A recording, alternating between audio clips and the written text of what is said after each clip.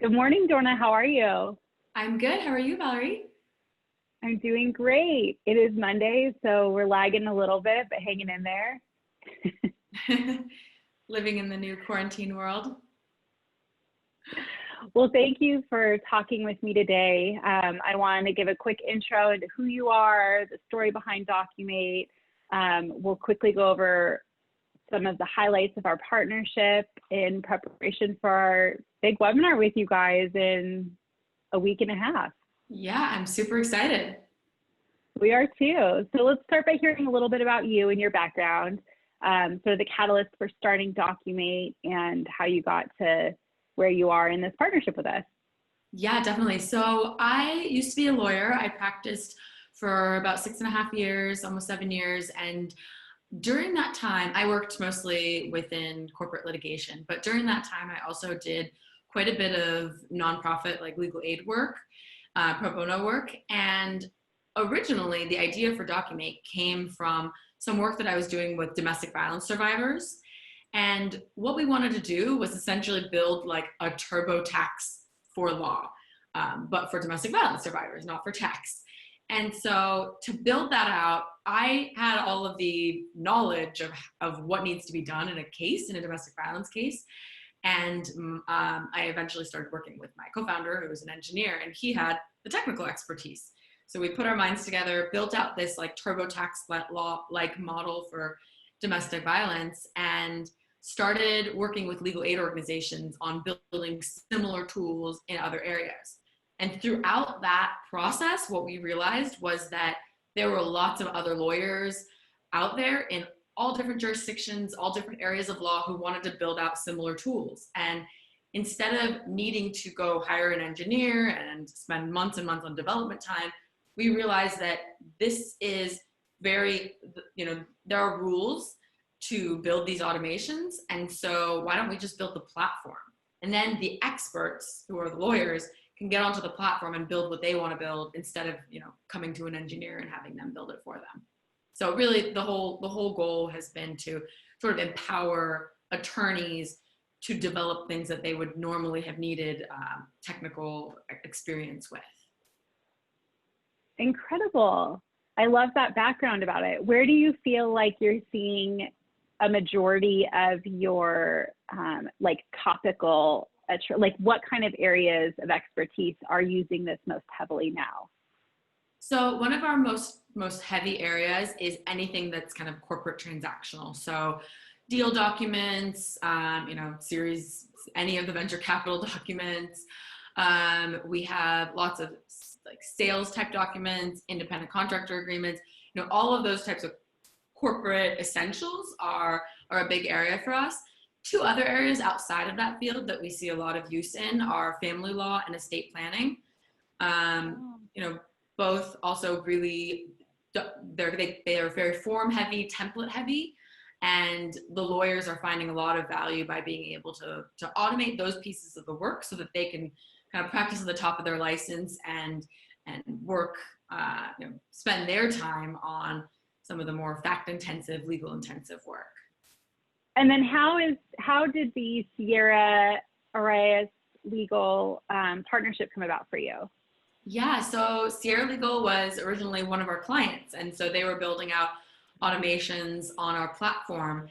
And then we realized that, one of the big pain points for our customers is they're spending, they have a lot of these forms, and some may have only a few, so it's easy for them to automate themselves, but some may have 200 different forms that they need to automate, and they don't have time to do that. And so Arreis has been really amazing because they provide that as a service. So if you don't want to automate your own forms on our platform, you can hand them over to Arreis, and they will do. They're lawyers. They have the strategic skills. They have the analytical skills, and they can take your forms, and you don't have to do any work. It's kind of like completely white glove. So that's been a great partnership so far, and really beneficial to our users. And they have incredible accents. Exactly. I mean, just for that reason alone, I want to get on Zoom calls with them. Totally.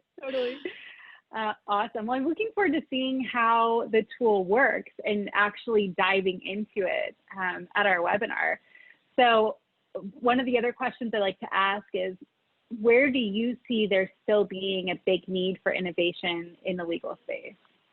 Yeah, so I think that, there's a lot of technology available to us right now, and there are a lot of tools that are available. But one of the places that the legal industry hasn't innovated, I believe, enough in is just from a business perspective. I mean, we're one of the only industries where you can't go online to most lawyers' websites and just find a price.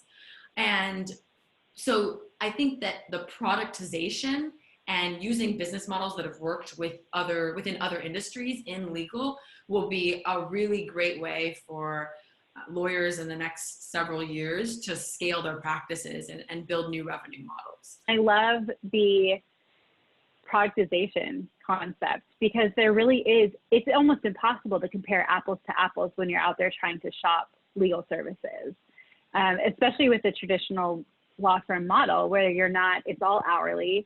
You're getting sort of a scope of work, but you just have no insight into it, really. And there's not even usually a formal scope of work. Like, you maybe have put down a retainer holding a trust account and you have some idea of what things might cost, but it's not, and you have no way of knowing how that would have compared to a competitor without that preliminary shoppability of it. I love that concept. Nobody's talked about that before. That's a good one. I like that. And so finally, in quarantine, what are you binging? And like everyone, I've made a few banana breads. I made actually a more fancy one. I made a blueberry clafoutis last night, awesome. Which I only learned about after ordering it from a restaurant. But on one of the things that I've really loved is I love dance, and I found this you can't go to dance studios right now because they're all closed, although I think they're supposed to be opening up in the next few weeks. But there's a company called CLI Studios that I found online, and they provide dance classes, and you can just put them on your TV and, you clear away your furniture and you can do whatever it may be, like they have like Broadway dance, jazz, ballet, whatever it is that you want. So it's been a fun, healthier version, to balance out all the binge eating, binge drinking, binge watching. Yeah. Great. Well, thank you so much for sharing this with me. And we're really, really excited to dive deeper. I personally have not seen the technology yet. I think Beth has, and possibly Matt. So I'm looking forward to getting to see it, getting to show our community. I'm sure they're going to have a lot of questions. So get ready. I'm excited. Yeah, I'm really excited to show you guys around the platform. And the best part is it's so easy to use that over like a 5-10 minute session even, we'll answer lots and lots of questions and show you different use cases. But even in like 5 or 10 minutes, you can kind of understand the basic concept of how the system's set up, how you create questions, how you connect them to your documents, and how powerful these little building blocks can be for building out really whatever you want. Awesome. Well, we're looking forward to it. We will see you in 10 days, a week from this Countdown Thursday. Begins now. Yes. Fabulous. We'll have a wonderful start to your week, and we will talk to you very soon. Thank you so much. Talk to you very soon. Thanks for having me. Thank you. Bye.